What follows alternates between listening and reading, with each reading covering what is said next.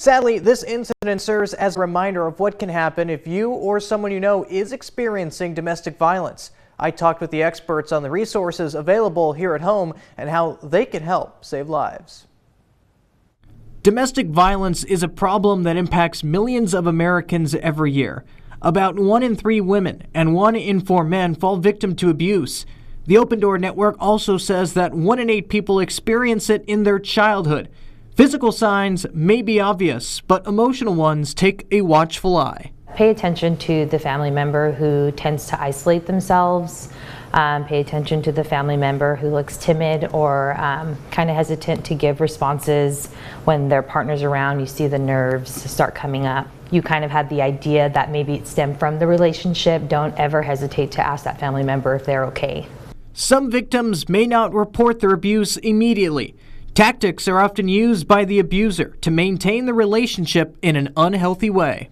It goes back to this phase called honeymoon. And in the honeymoon phase, there's a lot of apologies, forgiveness, I promise I won't do this again.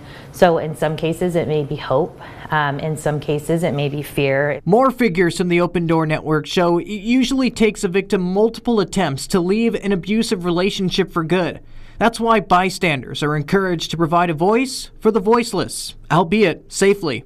First and foremost, don't ever engage yourself in an altercation of domestic violence. What I highly encourage the community to do is don't ever hesitate to call 911 for safety. That is their job to de-escalate. Again, the most important thing that you can do is just let them know of the services and that there are people in the community like the Open Door Network that provide that for free. Beyond calling 911, there are other ways to get help, some even available 24/7. Like the Open Door Network or the National Crisis Hotline.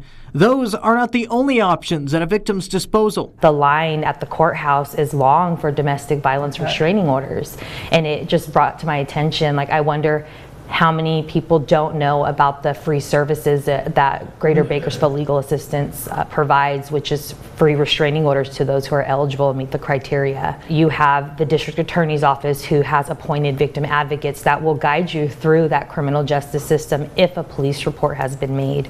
A pair of high-profile incidents have reignited important conversations surrounding domestic violence, ones that should always end with a reminder that victims are never alone.